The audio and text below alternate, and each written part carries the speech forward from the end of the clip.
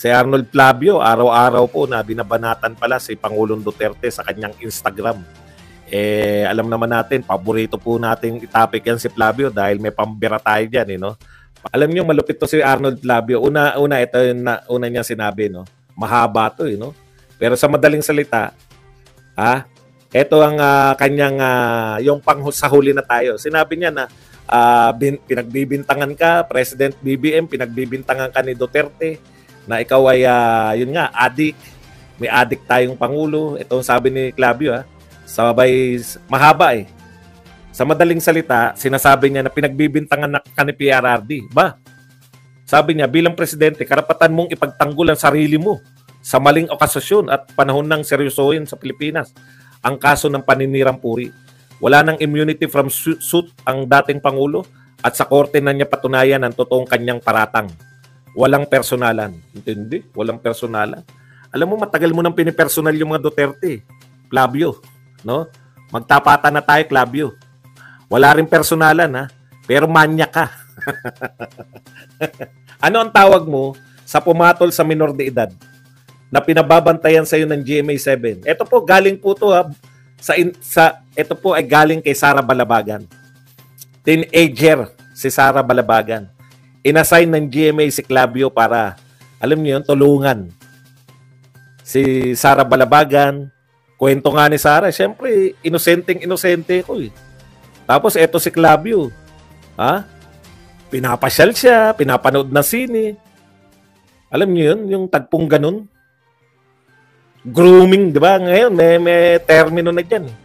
Grooming. Pero nung araw, ang tawag lang natin dyan, bantay sa lakay. Yan muna ipaliwanag mo, Flavio. Nakikialam ka pa. Pinagbabantayan sa iyo minor de edad para iikot-ikot niya sa Maynila. Siyempre, kung minor de edad ka nga naman, eto na nakita mo, nagtali-talinuhan, iniikot mo sa Luneta, iniikot mo sa, lulan-lula siguro si Sara Balabagan. Ayun, inanakan. Opo, minor siya noon.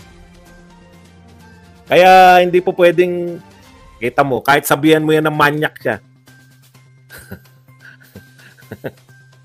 Totoo naman yun eh. Hindi ka ba nagtataka rin, Flavio, na hindi mo ba naisip?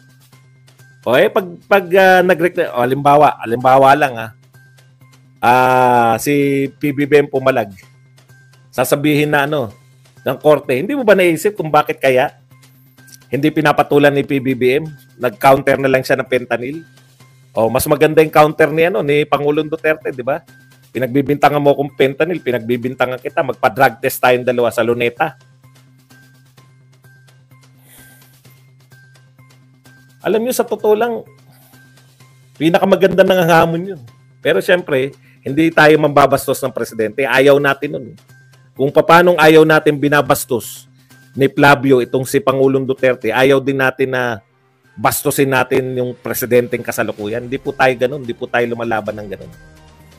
Binoto ko rin niya. Nabudol nga lang. Nabudol. Ito po ang sinabi po ni Flavio rito, no? Pakinggan po natin. Ito pa po, isa pa po. Halos araw-araw eh. Tinignan ko yung Instagram ni Flavio eh. Halos araw-araw niyang binabanatan si Pangulong Duterte. Ito po yung isa pa po sa mga banat niya. Ito ang hindi nakakatawa. Kapag pinayagan na ni BBM ang International Criminal Court sa bansa, dalawa lang ang mangyayari. May iiyak at wag naman sana may magtatangkang magpakamatay. Hindi, no? May iiyak. Sino kaya kay Bato at kay Pangulong Duterte? At yung isa daw magpapakamatay. Magtatangkang magpakamatay. Antindi mo, Flavio, ikaw kaya? Sinabihan ka na ng manyak ng buong Pilipinas. Makapalang hiya mo. Kayo rin sa GMA7. Makapal din ang hiya nyo. Yung anchor nyo, laban kayo ng laban, pero yung anchor nyo, manyak.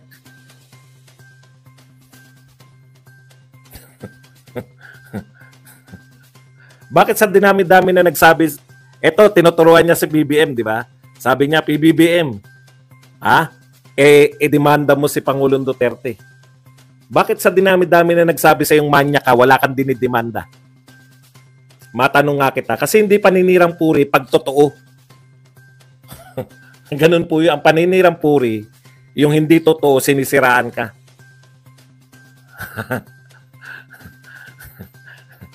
Ang dami na nagsabi sa manya ka, wala kang dinimanda eh, di ba? O bakit? Eh, totoo eh. Ito ang sabi pa ni Clavio. Truth. Ayan, quotation niya lang yan. Bukod sa pagtutol sa People's Initiative, isa sa malalalim na hugot ay ang investigasyon ng ICC sa extrajudicial killing nung panahon ni Duterte administration, ng Duterte admin. Yung una ay pansariling interest. Tignan nyo to yung sinasabi niya. Sakali magtagumpay maging parliamentary system ang gobyerno, lilit ang tsansa ni Vice President Sara Duterte na maging susunod na Pangulo ng bansa. Tignan nyo ugali nito ni Flavio. Personal daw yung pagtutol ng mga Duterte sa pagbabago ng konstitusyon kasi magiging parliamentary, magiging prime minister.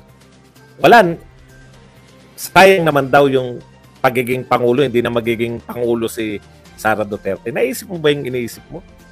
Ang pinagbibintangan mo ng personal na interes, hindi yung gustong baguhin yung konstitusyon para maging prime minister siya. No? Isipin mo yung sinasabi mo, ha? Clavio, ha? Si Sara Duterte, number 1 siya sa mga survey para maging Pangulo ng Pilipinas. Ano ang ating present constitution? Anong sinasaad? Sa 2028, magkakaroon ng presidential election. Kung may ambisyon si Sara Duterte na maging presidente ng Pilipinas, qualified ba siya sa 2028? Qualified siya. Posible ba siyang manalo? Posible siyang manalo. Pinakamalaki ang posibilidad na siyang manalo kasi number 1 siya sa lahat ng survey. Naintindihan mo ba yun? Ngayon, mayroong hindi mananalo pag tumakbong presidente. Dahil 0.8 lang. Huwag na tayo magkunwarian, Flavio. 0.8 lang, si Martin Romualdez. Sila ngayon yung nagsusulong ng tsa-tsa. Possibly, sabi mo nga, parliamentary system. Pwedeng maging prime minister. Yung 0.8%. Sino ngayon na may personal na interest sa pagbabago ng konstitusyon? Alam mo, Flavio, matatalino na mga tao ngayon kasi may mga matatalinong vlogger. Siguro noon nauuto nyo dahil wala pa namang mga YouTube noon, wala pang Facebook, wala pang mga vlogger na nagpapaliwanag sa kanila. Si Sara Duterte pa ang may personal interest, kaya niya tinututulan. Utot mo. Ang may personal interest, yung nagsusulong, hindi yung tumututol. Bugokis ka pala eh. Kaya nga nila gustong baguhin dahil may personal silang interest eh. Hindi ako nagsabi niyan. Yung pinsan niya, si Amy. Kala niyo. Wawaisan din natin tong mga magpipinsan na to. Ano, kayo lang marunong manggamit? Iko-quote namin kayo ng iko-quote. Mga tukmul. Okay, yung pangalawang usapin naman daw sa ICC. Iniiwasan na maghain na sila ng warrant of arrest labang kay PRRD at makulong dahil sa mga nangyaring patayan sa kampanya niya sa droga. Alam mo, Flavio, magtanong kayo sa tao. No? Epektibo ba? Gusto ba ng tao yung ginawa ni Duterte o hindi? Yung tao magpapasya, hindi ikaw. Manyak.